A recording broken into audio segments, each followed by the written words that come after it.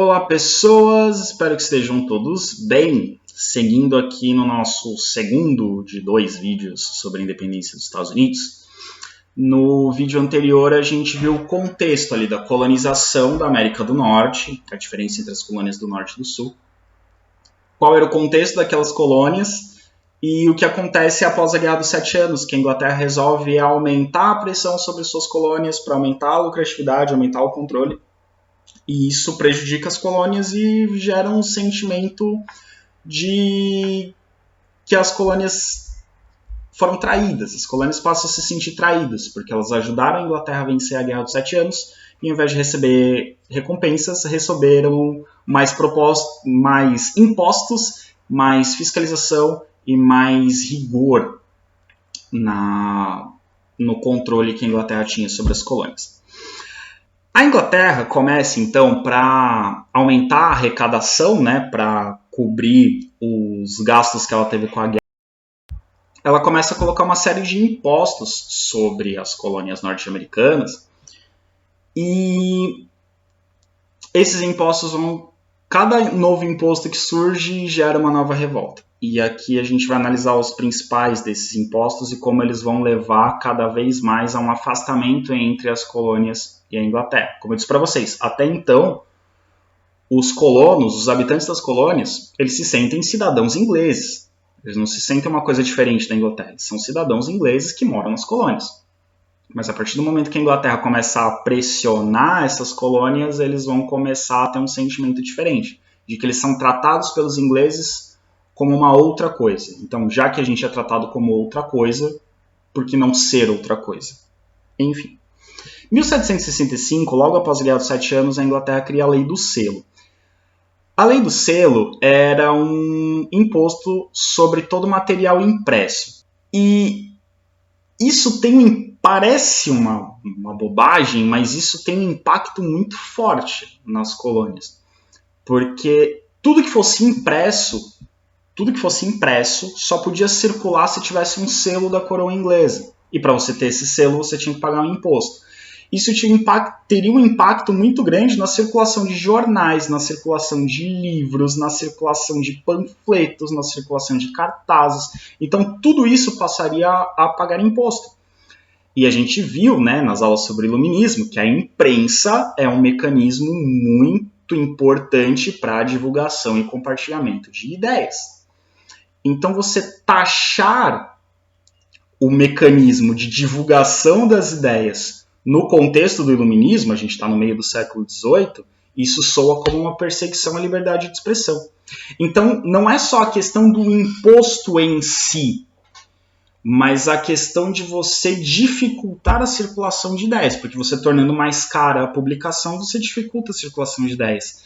Então, isso soa ao mesmo tempo como uma exploração econômica e uma limitação na liberdade de expressão. Então, essa lei do selo ela é duplamente atacada, tanto do ponto de vista, digamos, ideológico, quanto do ponto de vista econômico.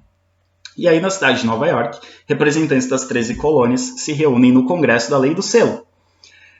E, como retaliação à medida inglesa de implementar essa lei do selo, eles decidem não comprar mais nada da Inglaterra. Ou seja, as colônias decidem, então vai ter lei do selo? Legal. Então a gente não vai comprar mais nada que vem da Inglaterra. A gente vai se virar com o que a gente produz aqui mesmo.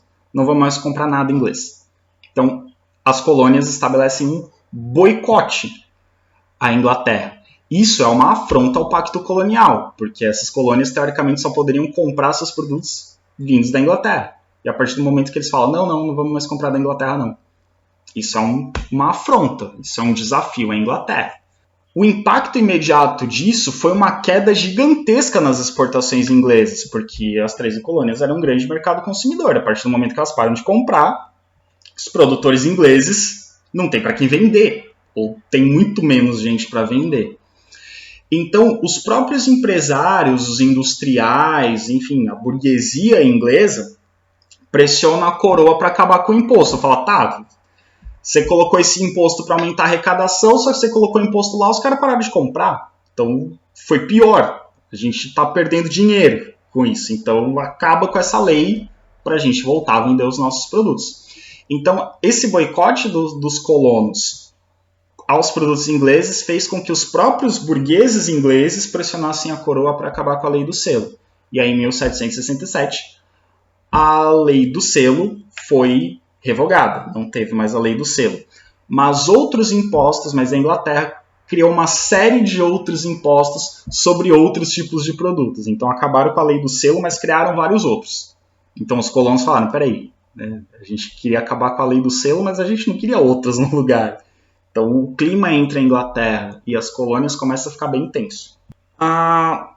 Começa a circular então na imprensa colonial críticas à Inglaterra, críticas à coroa inglesa, e uma dessas críticas é bem representada nessa charge. Essa charge representa vários ministros ingleses segurando um ganso numa mesa e matando esse ganso, né? Tá indo ali com a espada para cortar o pescoço do ganso. Então, essa charge representa os ministros ingleses matando a gansa dos ovos de ouro. A gansa dos ovos de ouro é a América, né? A ideia é que as colônias americanas davam muito dinheiro para a Inglaterra, mas o que a Inglaterra estava fazendo com as colônias ia acabar matando as colônias, então as colônias iam parar. Então a ganância inglesa faria com que as colônias morressem e parassem de dar lucro. Essa ideia, né, deles matando a gansa dos ovos de ouro vem de uma lenda, né, de uma história da carochinha conhecida na Inglaterra, de uma pessoa que tem uma gansa que bota ovos de ouro, e essa pessoa gananciosa mata a gansa e abre a barriga para tirar os ovos lá de dentro, porque a gansa só coloca um por dia, ele queria ter vários de uma vez, ele mata a gansa e abre, e quando ele mata a gansa e abre, não tem nada lá dentro, e aí ele fica sem os ovos de ouro. Então, por ganância, por querer logo, ele acabou ficando sem nada.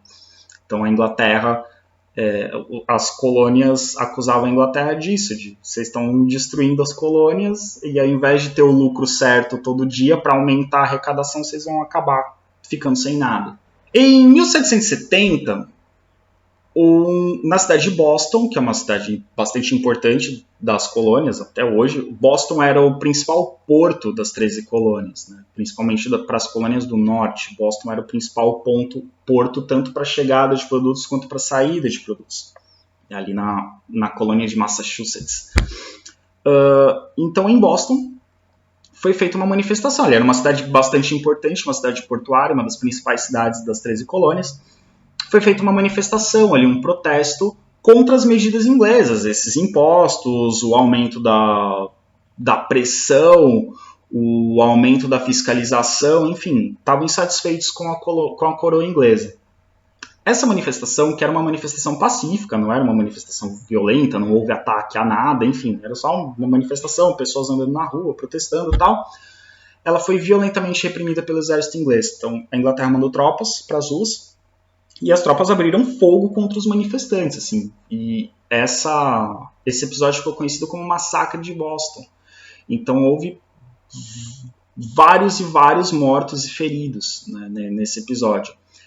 Esse massacre que a coroa inglesa promove contra os cidadãos que viviam nas colônias gera uma insatisfação muito grande entre os colonos. Fala, peraí, a gente reclama e é massacrado, a gente reclama e tem como resposta que atirem na gente, que tenhamos mortos e feridos. Onde está a liberdade que a Inglaterra diz que defende? Onde está a liberdade de expressão? Onde está a liberdade política? Então isso gera ainda mais um sentimento entre os colonos de que eles não são tratados como verdadeiros cidadãos.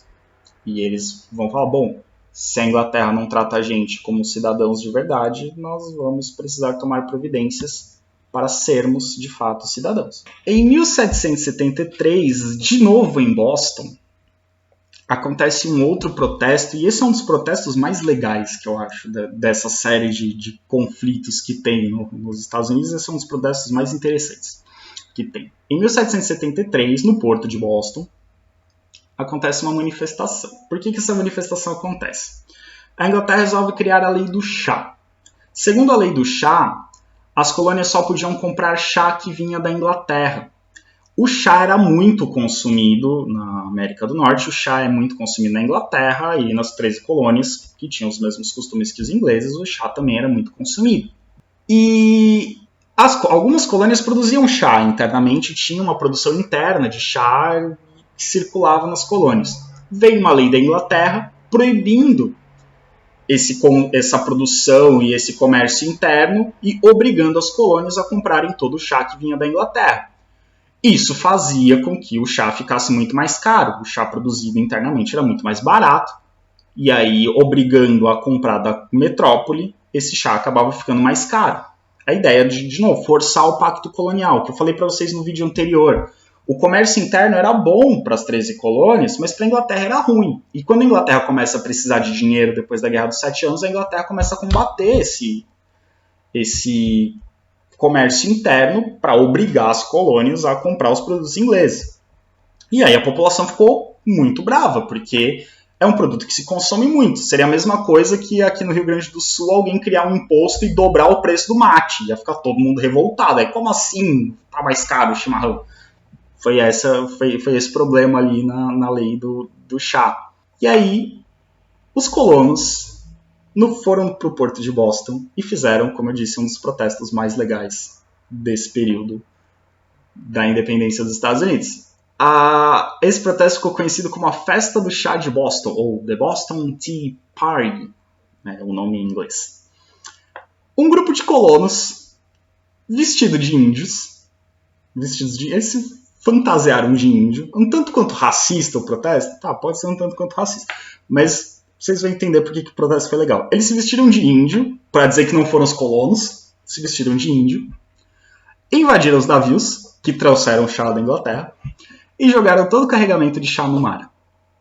E eles jogaram o carregamento de chá no ar, vestidos de índios, foram os índios que fizeram, não fomos nós, foram os índios, enquanto a população de Boston aplaudia e vibrava e comemorava o que eles estavam fazendo. Então os índios, que jogaram fora todo o chá que veio da Inglaterra, como forma de protesto à obrigatoriedade de comprar o chá que vinha da Inglaterra. Como vocês devem imaginar, enfim, ficou coisa com festa do chá de Boston porque virou uma festa, virou uma farra, assim, o pessoal comemorando, enfim, virou uma baderna, enfim. Qual foi a reação da Inglaterra? Vocês estão brincando? Estão achando que é brincadeira? Que a gente está fazendo? Então vamos ver quem vai dar risada agora. Em 1774, a Inglaterra impõe, de novo, sem consultar as assembleias locais, impõe uma série de leis muito rígidas sobre as colônias. A Inglaterra vai com tudo para cima das 13 colônias, estabelecendo leis muito rígidas. Essas leis ficaram conhecidas como leis intoleráveis. Esse apelidinho, de leis intoleráveis, obviamente, foram os colonos que deram, porque eram leis tão fortes e algumas até beirando o absurdo que os colonos falaram, não, é intolerável, não tem como acatar essas leis, são leis muito pesadas. O que eram essas leis? Bom, o objetivo da Inglaterra era conter as 13 colônias, conter as revoltas nas 13 colônias, porque vira e mexe tinha uma revolta, tinha um protesto, tinha colono fingindo que era índio e tacando chá no mar, enfim, não, vamos acabar, senão daqui a pouco a gente perde o controle sobre isso. Então o objetivo da Inglaterra era abafar as revoltas, era conter as revoltas. Primeira medida, fechar o Porto de Boston. Isso era muito pesado para as colônias, porque o Porto de Boston era o principal, era o mais movimentado, era o mais importante. Fechar o Porto de Boston era meio que estrangular a economia das 13 colônias, era impedir o comércio interno, porque esse comércio interno basicamente circulava pelo Porto de Boston. Fechar o Porto de Boston era estrangular a economia interna das 13 colônias. Assim, vocês não vão conseguir se virar sem o Porto de Boston. Então vamos fechar o Porto de Boston. Primeira medida. Outra medida, enviar tropas para a América. Então, as 13 colônias receberam vários soldados vindos da Inglaterra com o objetivo de patrulhar as ruas mesmo, assim, fiscalizar, andar na rua e manter a ordem nas colônias. E por último, a coroa inglesa concedeu plenos poderes para os governadores julgarem os colonos rebeldes. Ou seja, a Inglaterra nomeou um governador para cada colônia, sem consultar as assembleias locais, e esse governador tinha plenos poderes para julgar. Ou seja, se o governador virasse para um colono e falasse: acho que você está causando baderna, vou te condenar ao exílio, ele podia. Acho que você está causando baderna, vou te condenar à prisão perpétua, ele podia. Então ele dá plenos poderes para os governadores. Isso vai contra aquela ideia iluminista da divisão de poderes, a ideia de ter um julgamento justo, com direito ao contraditório, direito amplo à defesa. Então os cidadãos falaram: peraí, cadê os nossos direitos? Nossas liberdades não estão sendo respeitadas, nós não estamos sendo tratados como seres humanos iguais aos demais. Acho que está na hora da gente romper com a Inglaterra. Percebe então o processo? Cada vez que a Inglaterra tenta aumentar a pressão, tem um conflito. Quando essa pressão se torna intolerável, é o momento do rompimento definitivo. Ok? Agora, a partir das leis intoleráveis, assim, se já se começava uma conversa sobre será que a gente se separa da Inglaterra, a partir das leis intoleráveis não tem mais conversa. A gente não faz mais parte da Inglaterra. Não tem mais como a gente fazer parte da Inglaterra. A gente precisa se separar. E é aí que o movimento de independência vai, de fato, começar a se concretizar. Então vamos lá. A gente tem ideias iluministas circulando pela colônia. Né? As ideias iluministas não estão circulando só na Europa, estão circulando na América também. A gente vai ver que não só nos Estados Unidos, estão circulando no Brasil, estão circulando na América Espanhola, enfim. Essas ideias iluministas estão circulando. E os colonos claramente estão vendo que o que a Inglaterra está fazendo com eles é o contrário do que as ideias iluministas defendem. Primeiro ponto. Segundo ponto. Os colonos, então, resolvem, a partir das leis intoleráveis, bom, já que a Inglaterra está pegando pesado, vamos pegar pesado também. Os colonos resolvem pegar em armas e protestam armados contra as leis intoleráveis. Então, assim, vira meio que uma declaração de guerra. Olha, revoguem as leis intoleráveis, senão a gente vai para cima. Senão a gente ataca. E aí o governo inglês recusa. Fala: não, quem manda sou eu. As leis estão aí, cumpram. Então, em 1775, na Filadélfia, uma das 13 colônias, os colonos organizaram um exército e nomearam como comandante para esse exército George Washington.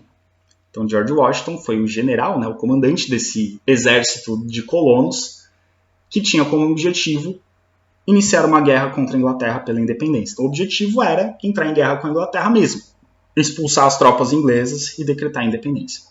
Então, George Washington é considerado um dos heróis ali da independência dos Estados Unidos, não só por ter sido o primeiro presidente dos Estados Unidos, mas por ter sido o líder das tropas que guerrearam contra as tropas inglesas.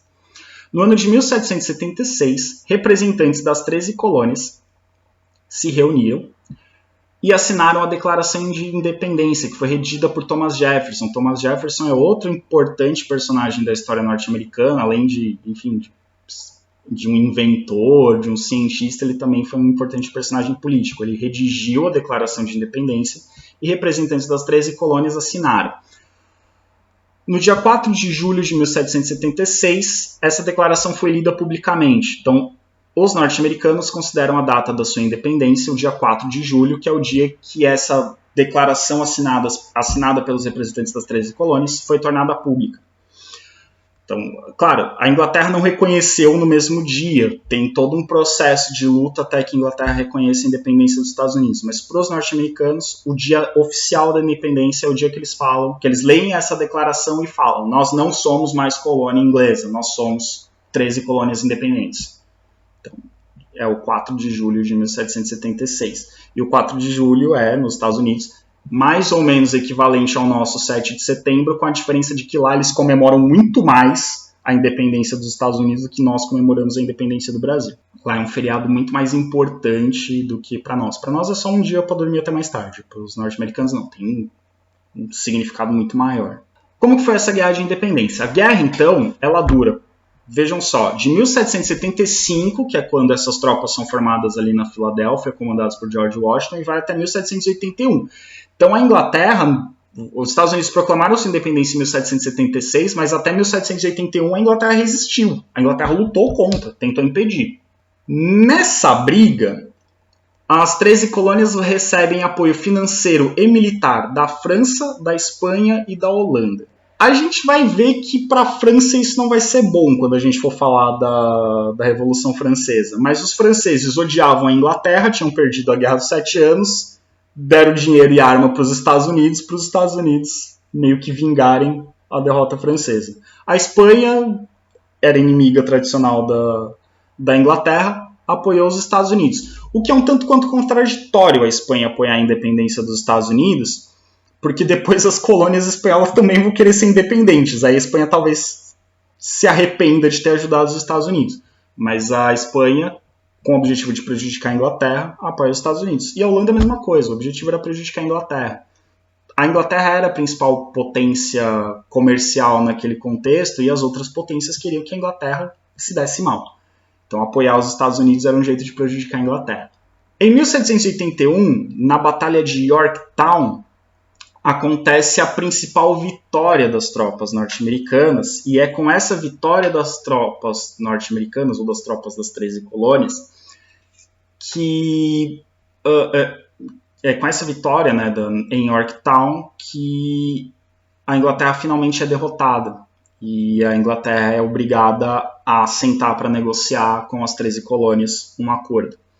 E esse acordo sai em 1783, quando a Inglaterra reconhece oficialmente a independência dos Estados Unidos. Só em 1783, então percebam, 8 anos de luta até que os Estados Unidos fossem reconhecidos como um país independente. E, simbolicamente, esse acordo foi assinado em Versalhes. Versalhes é o palácio do rei da França. Então, é simbólico que a França tenha adotado o posto de mediador dos conflitos, mas é também uma vingancinha forçar a Inglaterra a assinar o acordo de paz em que a Inglaterra tinha sido derrotada na França. Era meio que uma vingancinha, assim, vem aqui no meu palácio assinar que você perdeu. Tem uma vingancinha da França contra a Inglaterra.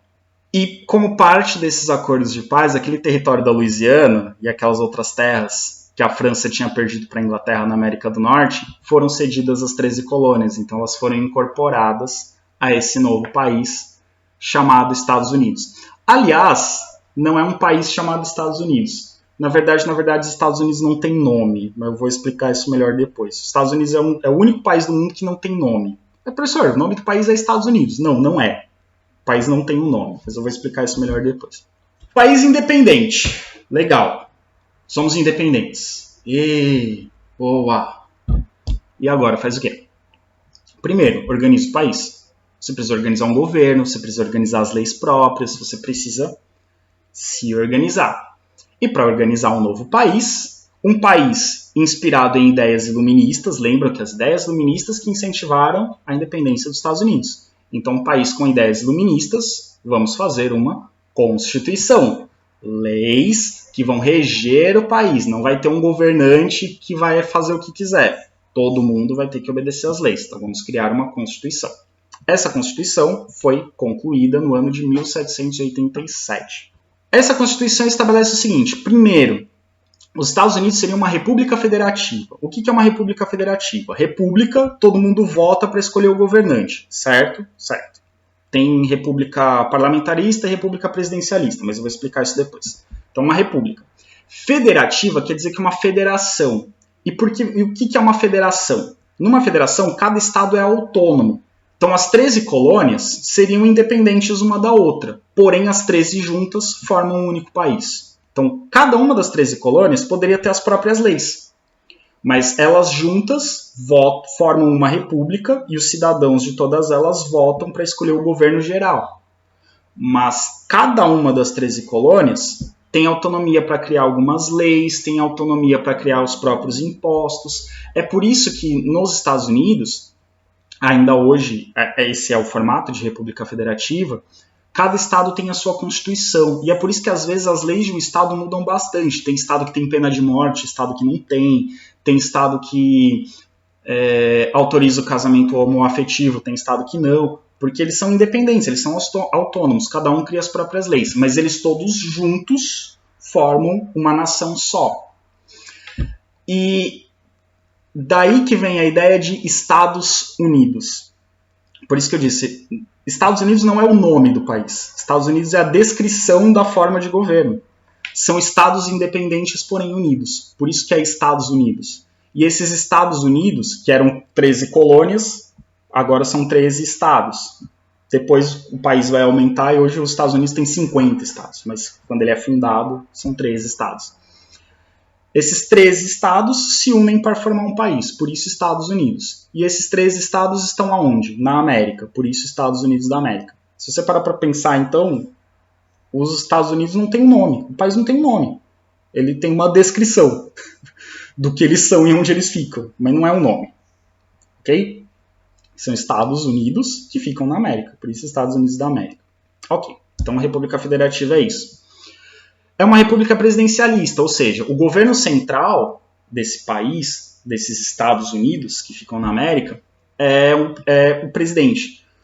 Qual é a função do presidente? A função do presidente é a defesa nacional, regular as finanças, né, controlar, administrar as finanças da nação e as relações externas. Percebam que se a gente comparar com o que é o presidente do Brasil, por exemplo, o presidente dos Estados Unidos tem relativamente bem menos atribuições.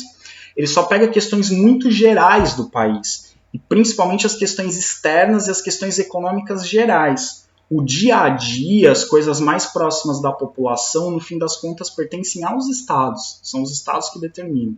O presidente pega coisas bem mais gerais. No Brasil, o Brasil também é uma república federativa, mas é uma república federativa em que a União tem uma participação muito maior dentro dos estados do que acontece nos Estados Unidos. Inspirados nas ideias iluministas, então, república, voto, né, todo mundo pode votar, mas não é exatamente um voto universal, vou chegar na parte do voto, mas enfim, as pessoas escolhem os governantes, não tem um governo absoluto, e divisão de poderes. Você tem o poder executivo, legislativo e judiciário. As ideias do Montesquieu colocadas em prática.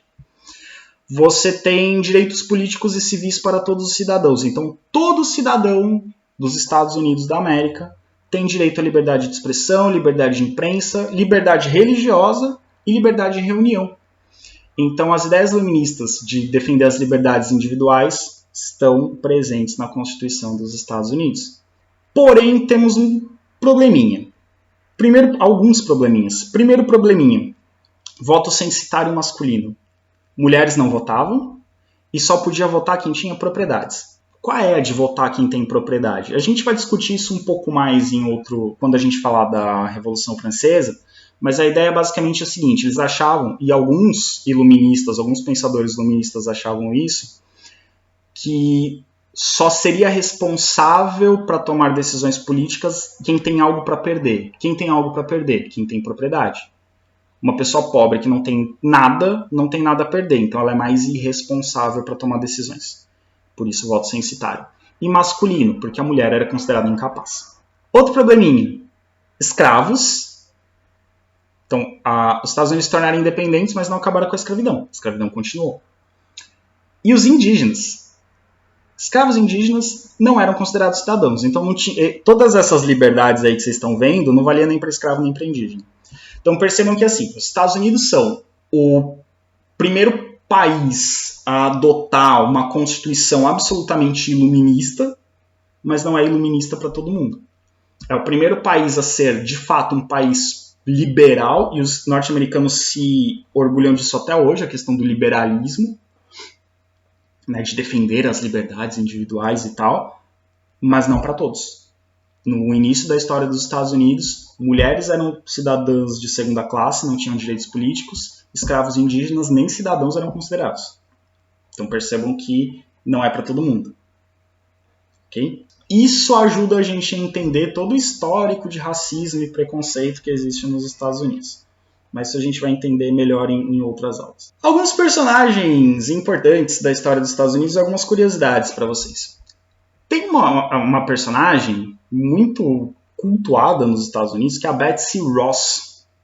A Betsy Ross atribui-se a ela a criação da bandeira dos Estados Unidos. O George Washington teria pedido para ela, ela é uma mulher, uma cidadã, uma senhorinha comum ali, costureira. George Washington teria dito para ela, crie uma bandeira para os Estados Unidos, para o novo país que está surgindo. E ela criou uma bandeira com 13 listras e 13 estrelas, 13 representando as 13 colônias.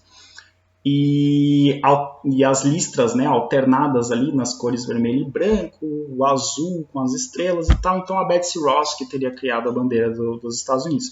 Não existe nenhum documento histórico que comprove essa história, né, de que foi a Betsy Ross que criou a bandeira dos Estados Unidos, mas ela é uma personagem meio que folclórica nos Estados Unidos, meio que cultuada, assim. Existe até Barbie Betsy Ross, enfim, que seria uma mulher cidadã comum ali que criou a bandeira, e tem toda uma mística dos norte-americanos em torno da bandeira dos Estados Unidos, que teria sido criada dessa forma. Mas as 13 listras fazem referência às 13 colônias, e a princípio a bandeira tinha 13 estrelas. Hoje a bandeira tem 50 estrelas representando os 50 estados. Aqui a gente tem um quadro sobre a Batalha de Bunker Hill.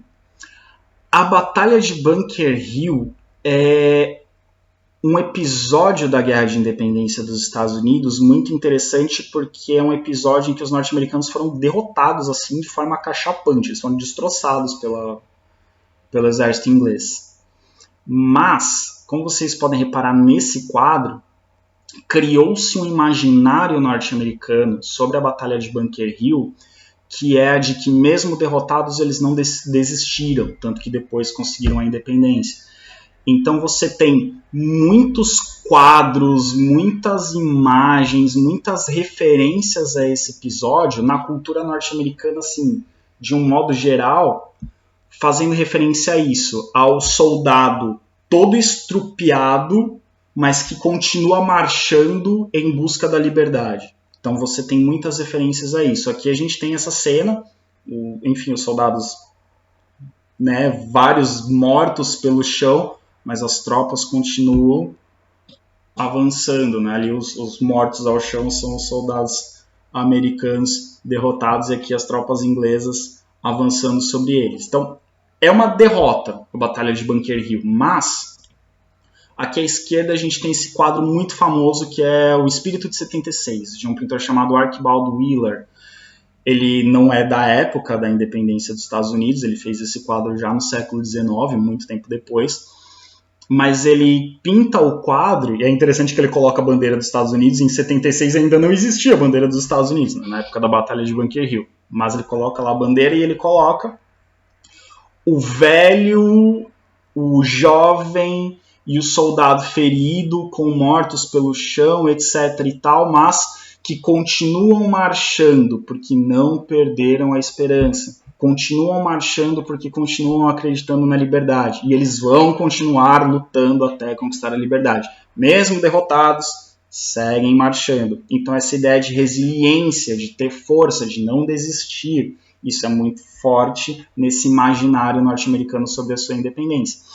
E esse quadro do Archibald Wheeler, ele é representado, resgatado, enfim, e ele é uma referência em muitos momentos. Tem, enfim, em vários elementos da cultura. Você encontra vários desenhos animados, por exemplo, que fazem referência a isso. Um deles, por exemplo, é o episódio do Pernalonga chamado Bunker Hill Bunny, faz referência à Batalha de Bunker Hill. E tem cenas nesse episódio do Pernalonga e do Eufrazino lá marchando e tocando a flautinha e fazendo referência a esse quadro e fazendo referência a Bunker Hill.